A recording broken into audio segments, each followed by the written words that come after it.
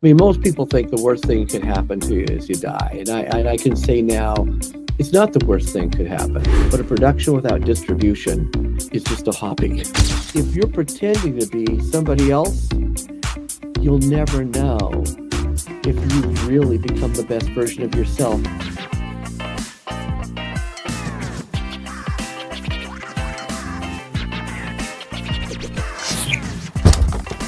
Greetings, everybody. My name is Arham, and I welcome you in another exciting episode of the Business Narrative. Today, we have a guest who says this that if you are doing business without business plan and purpose, you will not going to get success. Yes, he is Emmy nominated director, and with that, he is the founder and CEO of Spirit Media, Bill Dolan. Bill, thank you so much for your precious time. Thank you, Arham, for having me. It's a great to be here on the podcast. Bill, you were working in media industry, you were television director, producing content, but suddenly you have decided to be an entrepreneur. Like how this transition happened? What was the motivation behind running your own media company? It wasn't a transition I actually chose. I mean, I really I grew up having an interest in television, and then by the grace of God landing a position at one of the networks here in the United States where I grew as a director, and I loved what I did. But I'd married my high school sweetheart. We wanted to have a family. And you start thinking, how am I going to pay for this? How am I going to pay for this? How are we going to make things work? And that's when I started thinking maybe I needed to look at another way of making money. And I tried a couple of things, and I was bad at it. I mean, I was bad at some of these things. Financial planning, marketing. I mean, sales things. I'm not Mr. Sales Guy. And keep in mind, I was in my 20s. So after a series of failures, which is very common, I landed on a relationship where someone said, you know what? We need help producing large scale events. And it seems like you're a director, right? Could you help us? I said, well, sure, let's see if it's a good fit. Turned out that producing live events was like producing live television. You know, you had to know your audience. You needed to understand what the message was, what you wanted to know, what you want them to feel, what you want them to do, how you create an experience, how do you bring a brand to life, and then what's the technology to do that. I'd been trained in that.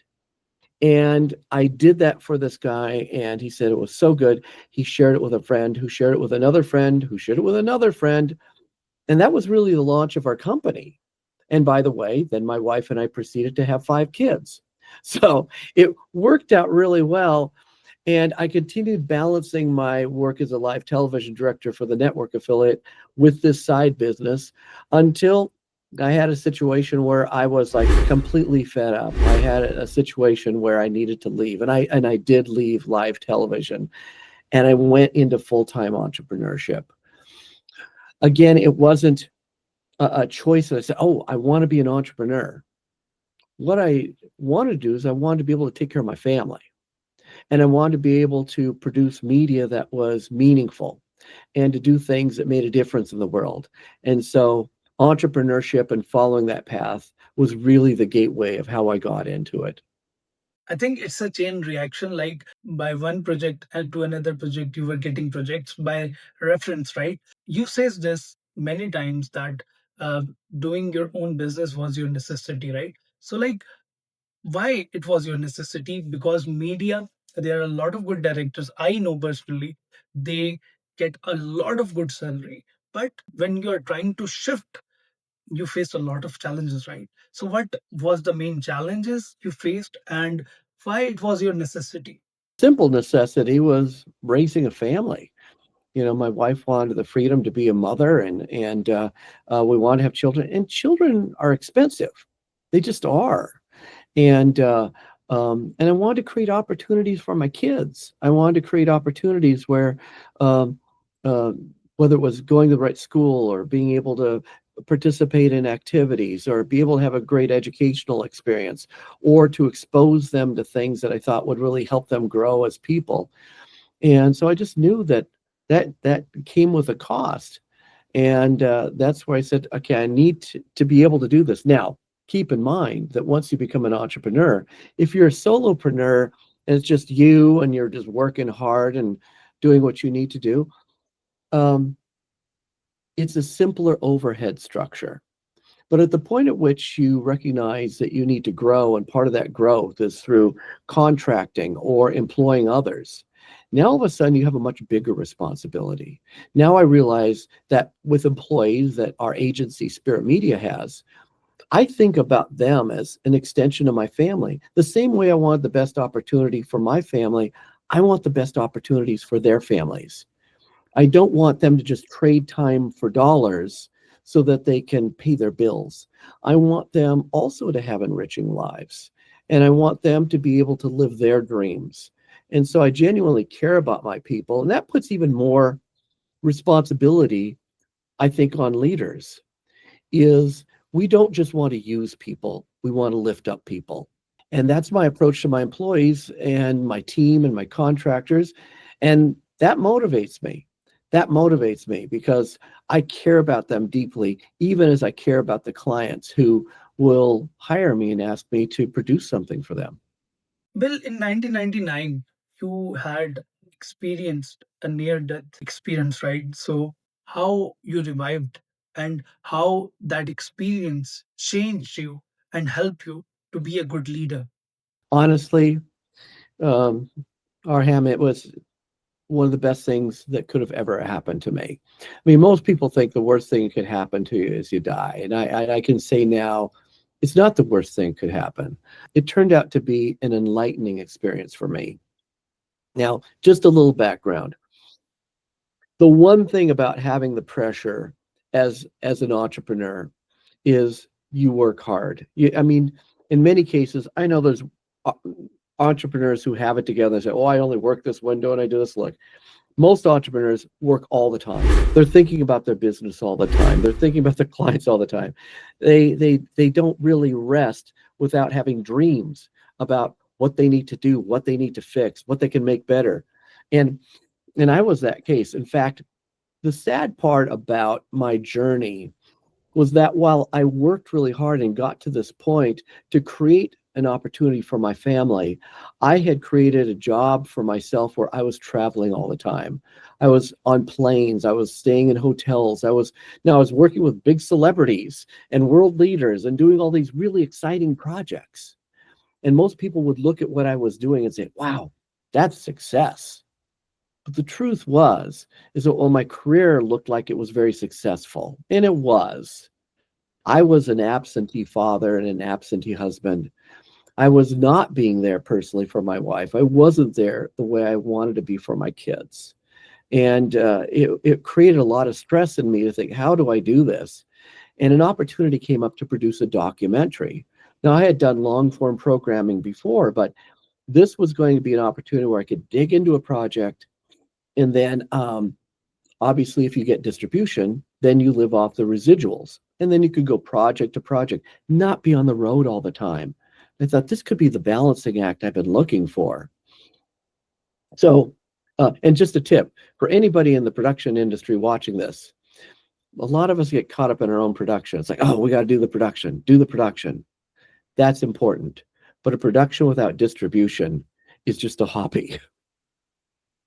And so I recognized that early because I'd worked for network affiliates. I understood that distribution was key. Having an audience was a key, not just a product. So I got an opportunity to go to Nashville and sign a deal with a distributor. Now, here's the best part. It wasn't just, will you distribute my product? It's he was going to distribute it and write me a big advance check. I thought, okay, this is it. This is the beginning of a new season. So it was January 28th, 1999. I hopped on a plane with my best friend, Timothy. Timothy, by the way, he's a gospel singer. He's a giant guy. I mean, big giant guy. He's got a beautiful big voice. And he's sitting in the aisle, and I'm sitting in my window seat. And I'm thinking, today is going to be a day that changes my life. It just didn't change the way I thought it was. Because 20 minutes into the flight, I started to feel kind of sick. And it was really weird. I'm never sick on a flight, ever. But here I was sitting there feeling uncomfortable, and things started to close in on me. And I realized something was wrong. And I finally turned to Tim. I said, Tim, something's not right. And that's the last thing I said. And my eyes just rolled back in my head. My body went completely limp and my heart stopped. Now, Tim, being the dear best friend you could ever hope for, after realizing this was real, began doing chest compressions right there in the seat and just pushing, see if he could revive me. Nothing happened. So he picked me up, put me in the aisle, and he started doing chest compressions. And he kept going and kept going and kept going. And he said he got to the point where he realized he was going to have to break my ribs. And so as he was pulling back his fist, just get ready to give me the punch of a lifetime, I took a breath and I came back. Now, I can tell you this, that there's really two sides of the story, in that when I left, I had a profound experience with God. And that's a much deeper story. I write about it in my book, the 7 DRM, the 7 Disciplines of Relationship Marketing. And I explain how that experience not only challenged me, but challenged why we are here and why business and marketing is more than just a way of making a living. It's a way of literally creating a legacy. And for those people to say, I want something deeper, I want something more profound, I want to have meaning and fulfillment, not just make money. Trust me, this is why I wrote the book. And so that experience that I had with God changed me forever. But then when you come back, for many people who have near-death experiences, you start going through a lot of reflection. Why? Why am I here? Why did I get to come back? Why do I get to take the next breath? Why do I get to have the privilege of having an interview with my new friend? And those are the things that really started to bubble up in me and change me. For example, I mean, number one, if you had to say what's literally most important thing in this world, important thing, it's love.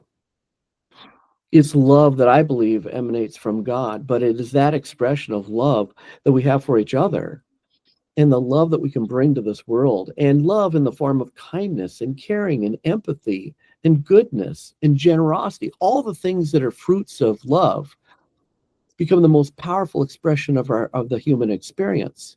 And then the second element is recognizing you can only have that in relationship. And we can talk about love and put it on posters on the wall, and that's good. Oh, love, that's sweet. But love in action is the powerful force that connects us and brings goodness and healing to a world that often struggles with loving. And so that whole thinking and that model changed me. It changed my values. It changed my focus. And it meant that as a producer, I realized that from being in a place where I was doing it for me, and certainly I had good reasons for my family, I went transition from power to a spirit of generosity. How can I give to this world? How can I make a difference in this world? And as media producers and what you're doing, I mean, there's people that watch you. They listen to you.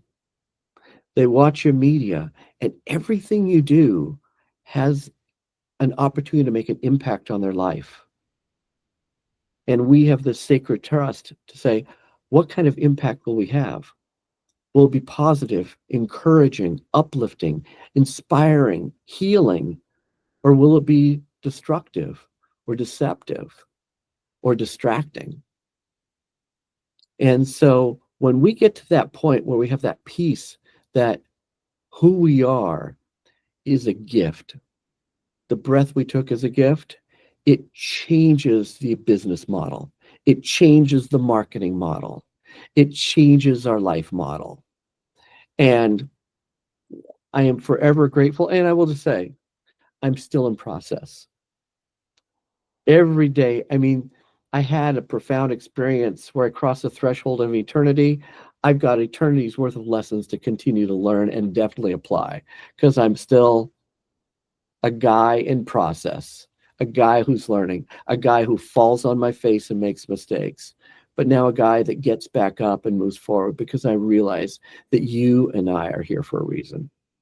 You say this often many times, and I mentioned in my introduction as well that companies with purpose, they will going to get success. Like how these companies can build purpose in the environment, a working environment, and for customers. I ultimately believe that understanding why you're doing what you're doing is foundational to being able to do what you do well. I mean, think about this. Anybody that's ever lived in a city where they're building projects, especially skyscrapers, giant buildings, it starts with a vision. That architect has a vision, and there's a purpose for why they're doing that. But that purpose for us is like taking that vision and saying, now I need to build the foundation. What is the foundation that my business, that my life, that my marketing will be built on? And it's not a pretty sight. In fact, if you've watched buildings going up, they spend weeks digging a hole. And they dig and they dig and they dig and they're digging this foundation because they realize the greater the building, the stronger the foundation has to be. And the foundation of every life, every great business is purpose. If that purpose is shallow, it'll come into challenges. It will shake with circumstances and geopolitical things that will really challenge that business. But when you understand why you are here, the purpose you're here to fulfill, and then I would say go on to the vision of what it looks like when you fulfill that, that will help every leader, not only to make sure that they're honoring that purpose and working towards that purpose, it saves them from distraction. And it also saves them from the shaking and the obstacles that happen every day. And when you face those obstacles, you recognize that, yeah, maybe I didn't get the viewers I want, or maybe I didn't make the money I want, or maybe I didn't make the market share I wanted, or maybe I didn't hit the look. You get up every day because you recognize I'm here for purpose. I'm here to fulfill it. And no matter how hard, no matter how long it takes, I am committed and I will persist with grit and passion to complete that. And that's only built on a firm foundation of purpose. Outside of that, it's just discipline. Discipline isn't bad, but discipline will only carry you so far. Well, you also say this that be so good so that they cannot ignore you. Ignoring means like be. What does a good means? Like being good means being arrogant. Like we see that many artists on social media, they present themselves that they are the boss and they holds each and everything. That's what you means. Like what is the actual meaning of being good so that they cannot ignore you? The be so good is not to look so good, act so good, pretend to be good. It really challenges us to be good. And when it comes to being good, really it's about our calling. So if, for example, you're podcasting, do everything you can to be the best podcaster you can be. Everything you can. And understand this too, that there's a difference between being and becoming. There's a term that uh, uh, people say we're human beings, not human doings, you know? And sometimes we confuse just going through the motions to really becoming the person we're called to be. And that really comes with that focus. It doesn't mean you're perfect. It doesn't mean that you're even the best of the best, but it does mean at your core, if it's part of that purpose, then whatever that is, be the best version of you and be the best version of, especially you can, your unique craft. No, there's no one like you. So to that degree, you have no competition other than the person in the mirror. But when you look at that person to say, are you being so good at what you do and who you are, you can't be ignored. And people go, there's something about this person. There's something about the quality of their work. And when you are being so good, you can't be ignored. And that, by the way, that's not my quote. That is actually by an actor and comedian, Steve Martin, who said that when he was giving career advice to young actors. Just be so good you can't be ignored. Um, in the world of competition, and we do live a world where people are competing and they're comparing, constantly comparing.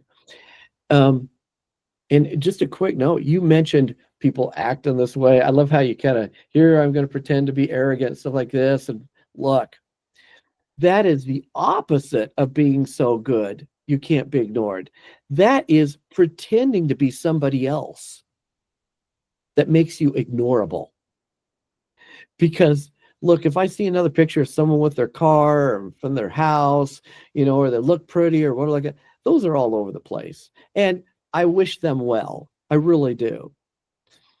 But if you're pretending to be somebody else, you'll never know if you've really become the best version of yourself because you've been pretending all your life.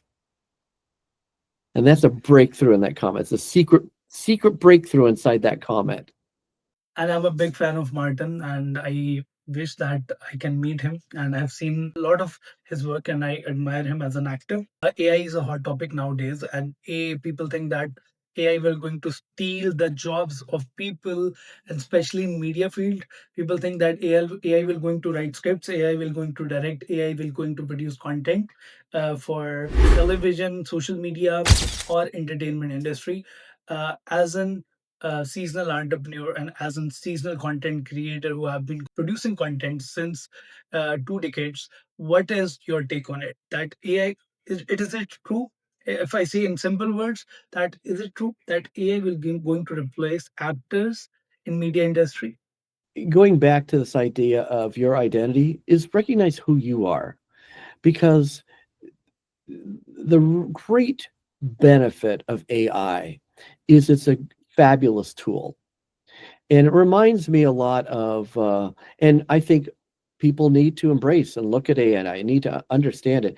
It reminds me of 100 years ago when people used to ride around on horses. And then suddenly the automobile was introduced. And anybody that wanted to get from one place to the other had to make a decision. Are they going to use the automobile or are they going to use the horse? And there was a challenge in that you had to make decisions. What are you going to use to be more efficient? But the other thing, there's a lot of people that spent time putting shoes on horses that lost their jobs because they had attached their identity to one form of transportation versus being attached to transportation. I'm not saying I have a secret for what they should have done 100 years ago, but it makes us wake up today and say, if we are creators, not just we don't just make media, are we creators? Then we need to make sure that we are using the tools, but not abusing the tools, that we are leveraging the speed and sometimes skills like we'll use AI, for example. We just wrote a very complex script for a client and it needed to go out to about 3 million people in a certain population. Well, when here in the United States, we have found if you want to find a median place, rather than trying to be really complex, write it at a third grade level. The sentences are shorter, the language is a little simpler, and it means everybody will understand it. Okay. Well, we could go and use AI and we could say, evaluate this on its readability. If someone were speaking this, things like that. Great tool. And we were able to pull out words. We said, that's a little complex. We said something that's going to be stuck for somebody. We also use that to be able to do word searches and ideas like that. So there's a lot of AI tools that we can use. But at the point at which AI replaces us and writes the content for us, that bothers me. And I'll tell you why it bothers me. I think it's going to get better. But what it means is that more content is being flushed out into the marketplace. And guess what? That content is getting its source from the same place. So imagine the literally the world being awash in a sea of sameness. Now let's go back to our Steve Martin remark. Be so good the world can't ignore you. That won't happen in the world of AI. What will happen in the world of AI is you can produce more content than anybody. So if volume is your trick, you win. But if value is your calling, then you need to have another thing called authorship. Because authorship means you wrote it. And that authorship also is attached to the word authority.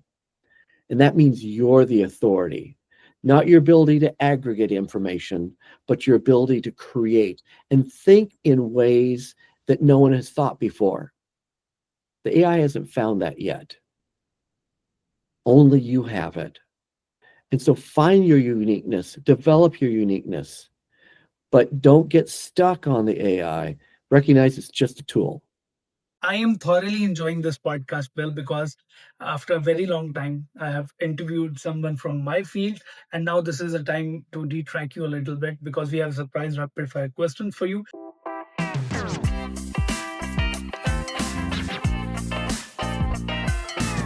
I will going to ask you some rapid fire questions and you have to answer them very quickly. Bill, you are a morning person or night owl? I'm a night owl.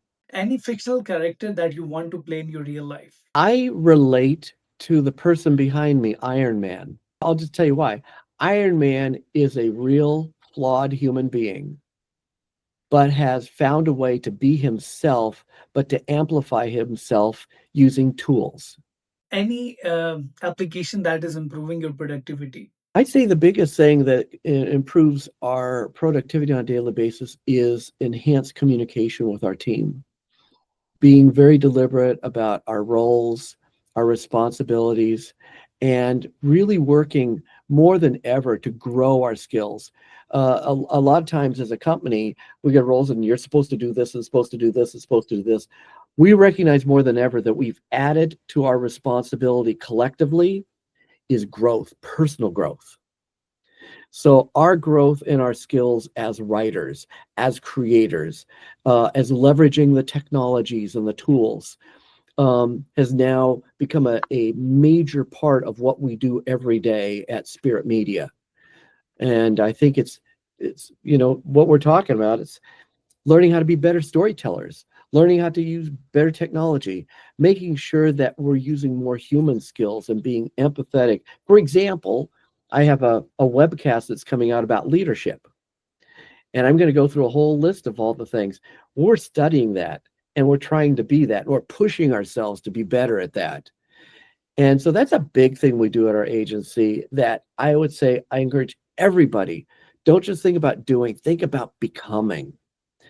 And what will it take to become better?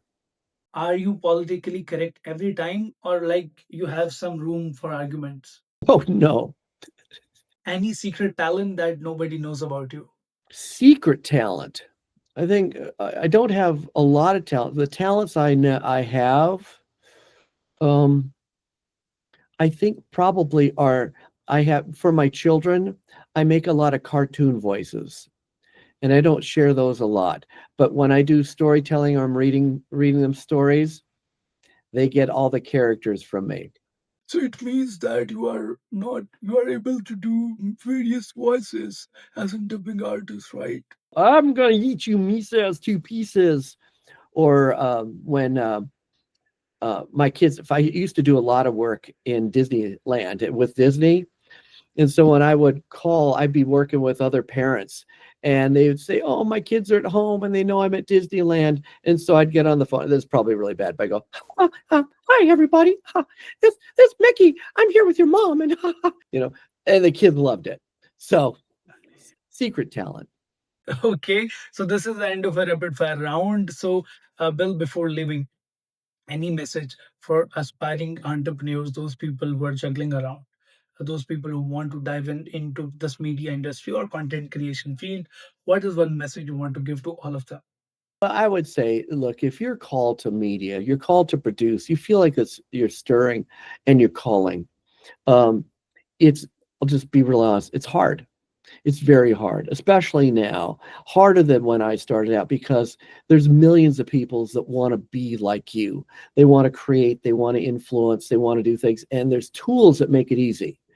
When I started out, I had to spend thousands and thousands of dollars for the equipment that I needed to be a television producer and a director and have an agency, all that stuff. Now you can produce motion pictures with your phone. Okay. And so the deception in the world is that if I have the tools, it makes me good. And that's not true. It is what's in here and what's in here that make you good. The tools will grow. And so continue to press to grow as an artist, to grow as a storyteller, and know that no matter how hard it is, that burn in your soul. And going back to when we started with purpose, if this is your purpose and you want to use media to make a difference in the world, now granted it's fun too, but recognize you have such an opportunity to make a difference in the world, then get up every day, practice your craft, try to find someone that you can work with to do it more and learn, and do it every day. Because if you step away from it, there's a real risk that you might lose it. But if you keep pressing into it and hold on to that dream, it might take you weeks, it might take you months, it could even take you years. But only those that stay, hold that dream present, press through in the face of obstacles, and become so good you can't be ignored, you'll find your place in this market. And you'll be able to do the things that someday, like me, I look back at my career and I'm blown away, literally blown away. Things that I'd never planned on, things I never thought I'd experienced, people I thought I'd never meet. But because I pressed on, I've been able to do incredible things. And that's there for you if you're willing to press on in that journey. Thank you so much, Bill, for your precious time, and I hope these tips will going to help a lot of young folks. Do remember this, that any obstacle comes in your way, it means you are on a right track. So keep listening, keep daring, and keep achieving. We will be going to meet you in the next episode. Till then, take care. Bye bye.